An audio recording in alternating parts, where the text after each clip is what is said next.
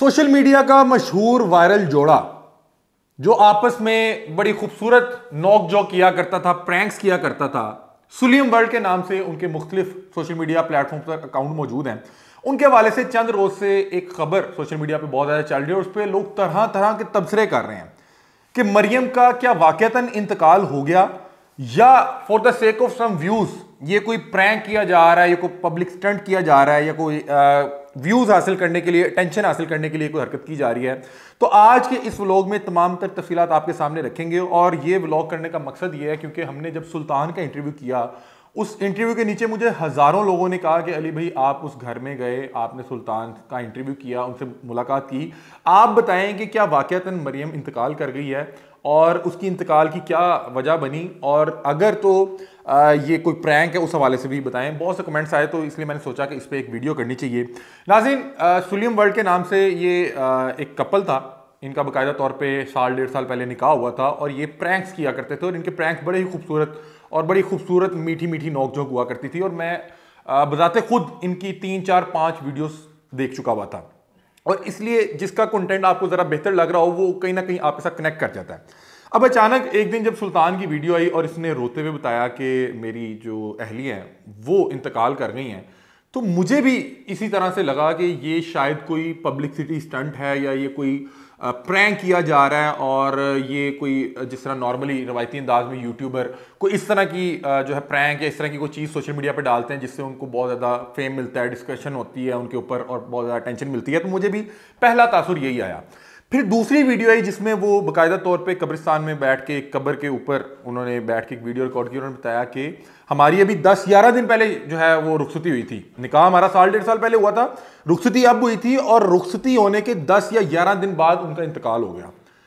मुझे वहां पे जाकर थोड़ा सा महसूस हुआ कि कोई शख्स अपने प्रैंक को इस हद तक नहीं लेके जा सकता कि वो बाकायदा तौर पर कब्रिस्तान में बैठ के रोते हुए इस अंदाज में अवाम उन्नास को बताया कि ये मामला हो गए हैं। मैंने इनकी तलाश शुरू की, फिर मुझे इनका किसी तरह से नंबर मिला, फिर मैं इनका इंटरव्यू करने गया। जब मैं इनका इंटरव्यू करने गया तो मुझे ये पता लगता है कि जिस घर में मरियम का इंतकाल हुआ या जहाँ पे सुल्तान रह रहा था, ये सुल्तान का असल में ससुराल था। ये बेसिकली मरियम के वालिदैन का घर था और यहाँ पे मरियम के तमाम जो फैमिली मेम्बरान है मौजूद रहते हैं। मतलब कि मरियम के 2 भाइयों से मेरी मुलाकात हुई थी और गालबन उनकी वालिद और वालदा भी घर में वहीं पर रहते हैं। अब सुल्तान से जब मैंने इंटरव्यू शुरू किया तो मैंने उनसे थोड़ा सा पूछना शुरू किया कि लोग बड़ा अजीबोगरीब इस पे बोल रहे हैं। कोई कह रहा है कि कोई ये झूठ बोला जा रहा है, ये प्रैंक किया जा रहा है, और अल्लाह माफ़ करे इतने अजीबोगरीब कमेंट्स थे कि मुझे खुद भी पढ़ते भी हो रहा है कि अगर ये कमेंट वो पढ़ रहा होगा जिसके साथ ये अफसोसनाक वाकया पेश आ गया तो उसके ऊपर क्या गुजर रहा होगा। लोग कह रहे हैं इसने मार दी, इसने कुछ कर दिया, इसने फलाना कर दिया, इसकी इन्वेस्टिगेशन होनी चाहिए, ये कोई प्रैंक कर रहे हैं, ये कोई व्यूज के लिए कर रहे हैं। तो मुझे ना बाकायदा तौर पे उस वक्त भी और बाद में भी अभी भी लोग इसी तरह की बातें कर रहे हैं। तो मैंने उनसे पूछा कि क्या मामला है, ये कोई प्रैंक था, क्या था, ये हुआ क्या। तो उन्होंने मुझे बताना शुरू किया कि साल डेढ़ साल पहले हमारा निकाह होता है और ये निकाह मेरी तरफ से लव मैरिज की तरह था। मतलब कि मैं उनसे प्यार करता था, हम साथ क्लास फेलो थे, मुझे वो पसंद थी, मैंने उनके वालिदैन के घर पैगाम भिजवाया, हमारा रिश्ता हो गया, हमारा निकाह हो जाता है। वो बताते हैं कि निकाह के बाद हमारी तबीयत बिगड़ना शुरू हो जाती है। मतलब कि कुछ मसाइल शुरू हो जाते हैं कि हमें ऐसा महसूस होता है कि हमारी तबीयत बिगड़ रही है और हमारी ज़िंदगी में ना कुछ ऐसी अजीबोगरीब हरकत होने लग जाती हैं जो निकाह से पहले नहीं होती थी। और उन्होंने इसको जोड़ा तकरीबन 8 माह पहले उनकी जब वालदा का इंतकाल हुआ तो उन्होंने कहा कि मेरी वालदा के साथ भी कुछ इसी तरह के मामला हो रहे थे और उनकी भी अचानक जो है डेथ हो गई थी।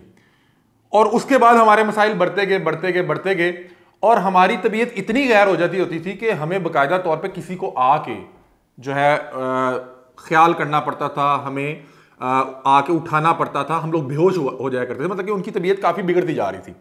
उन्होंने कहा जब मेरी वालदा का इंतकाल हो गया और हमारी तबीयत मुसलसल ख़राब हो रही थी, और ये सुल्तान या मरियम के साथ अकेले नहीं हो रहा था, ये दोनों के साथ हो रहा था और दोनों के साथ मामला एक ही जैसे हो रहे थे। वो कहते हैं कि मेरे घर में और कोई था नहीं, तो मुझे इन लोगों ने कहा कि आप लोग हमारी तरफ शिफ्ट हो जाएं। तो उन्होंने कहा कि हमारा वक्त साथ गुजरने लग गया, हम यहाँ पे साथ ही रहते थे और फिर जब देखा कि दोनों की तबीयत एक तरह से खराब है तो हमारा वक्त ज्यादा करीब गुजरने लग गया और उस दौरान हम प्रैंक्स किया करते थे। और उन्होंने बताया कि हमने कुछ अर्सा पहले बहरहाल अपने सोशल मीडिया पे इस हवाले से लोगों को बताया भी था कि हम इस तरह के किसी मसले से गुजर रहे हैं। बताते हैं कि होता कुछ यूं है कि हम शादी जो है बाकायदा तौर पर, जो रुखसती कहते हैं, हमारी रुखसती और वलीमा तो नहीं हुआ था, तो डिसाइड ये होता है कि 3 जनवरी 2025 को बाकायदा तौर पर रुखसती करते हैं, क्योंकि बहुत से लोग जो सोशल मीडिया पे देखते थे उन्हें यही लगता था कि ये शादीशुदा जोड़ा है, उन्हें ये नहीं पता था कि ये निकाह हुआ है, लेकिन इनकी बाकायदा तौर पर रुखसती या वलीमा वगैरह नहीं हुआ। तो उन्होंने कहा कि 3 तारीख को बाकायदा तौर पर रुखसती हुई। रुखसती के बाद हम, आपको पता है कि शादी के बाद फौरी तौर पे लोग घूमने जाते हैं, तो कहते हैं हम रुखसती के बाद घूमने गए नॉर्दर्न एरियाज में, हमारा बड़ा अच्छा टाइम गुजर रहा था, और वहां से वापसी पर गालबन उसी दिन या उससे अगले दिन इनकी दोबारा तबीयत बिगड़ती है, और तबीयत कुछ इस तरह अंदाज में बिगड़ती है कि इन्हें महसूस होता है कि जो इनके बेडरूम की बिल्कुल सामने वाली दीवार थी वो इनके ऊपर गिर रही है। और वो बता रहे थे कि हमें काफ़ी अरसे से कुछ चीज़ें तंग कर रही थी। वो बहरहाल बता रहे थे कि शायद किसी ने कोई बंदिश की हुई है या इस तरह का कोई मामला था, और हम इस हवाले से इलाज भी करवा रहे थे, मुख्तलिफ लोगों के पास जा रहे थे, और हम चूंकि बीच में छोड़ देते थे, जब बेहतर होता था हम छोड़ देते थे, और फिर कुछ अरसे बाद चीज़ें ख़राब होती थी, हम दोबारा उनके पास चले जाते थे। लेकिन कह रहे हैं कि जिससे भी हम इलाज करवा रहे थे वो हमें ये कह रहे थे कि आप इस तरह ना करें, आपको रेगुलर इसका इलाज लेना चाहिए, या आपको रेगुलर आना चाहिए। आप छोड़ देते हैं, चीज़ें फिर ख़राब होती हैं, फिर आ जाते हैं, फिर आप छोड़ देते हैं।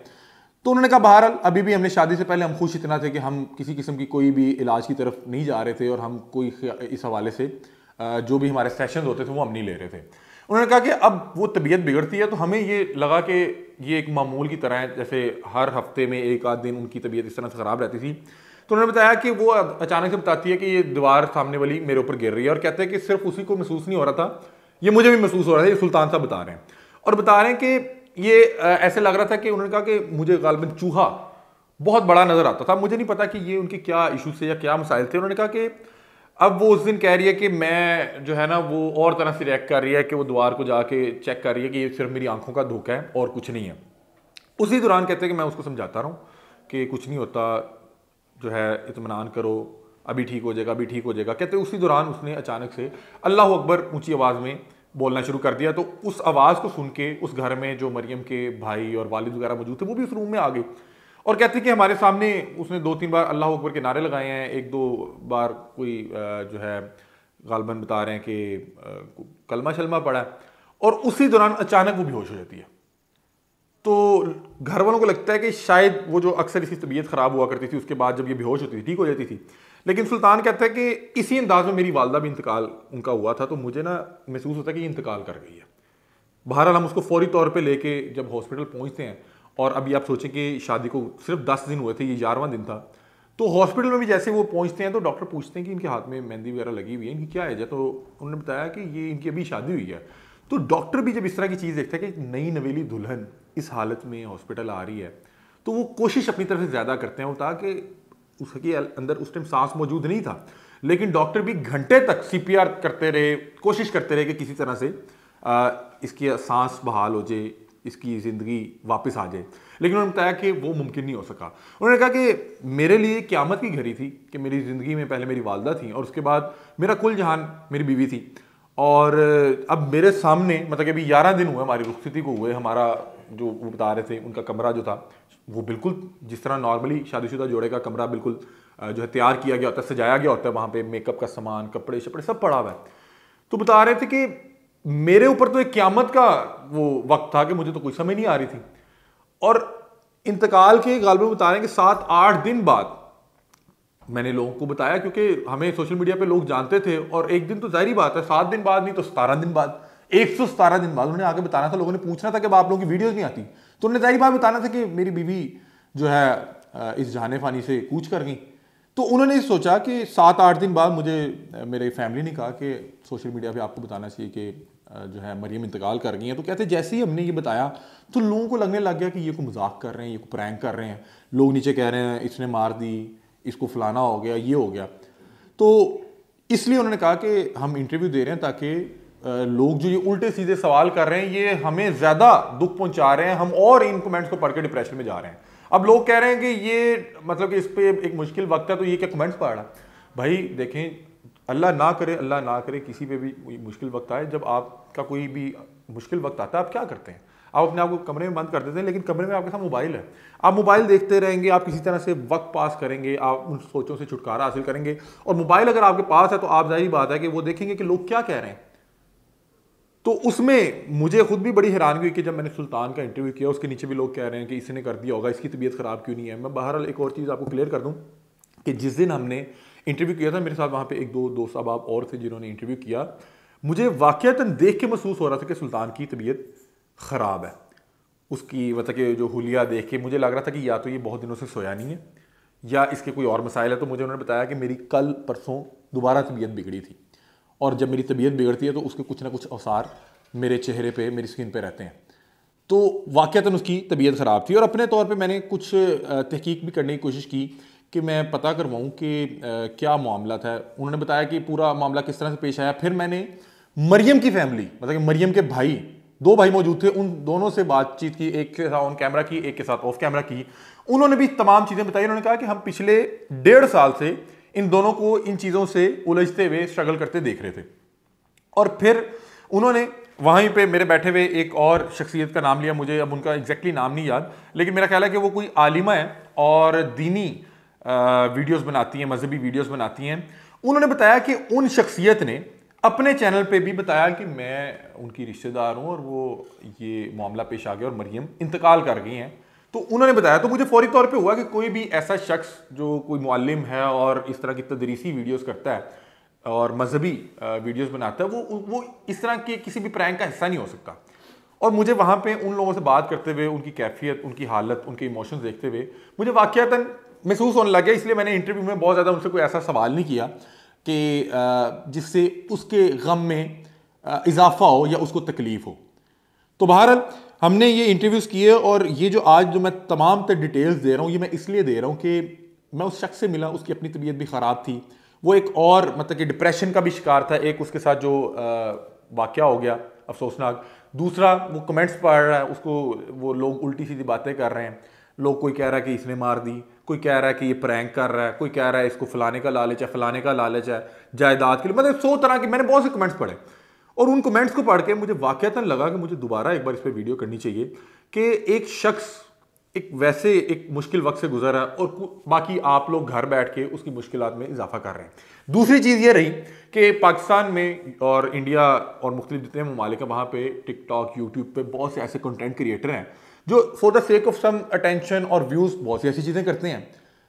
तो मुझे बहरहाल जितना मैंने अपने तौर पे वहाँ पे जाके देखा, तहकीक की, क्योंकि अब मुझे इस चीज़ का भी ख्याल रखना था कि अगर तो मरियम वाक़यातन इंतकाल कर गई तो मैं कोई ऐसा सवाल ना कहूँ जो मेरा सवाल इनके लिए बाइस तकलीफ या बाइस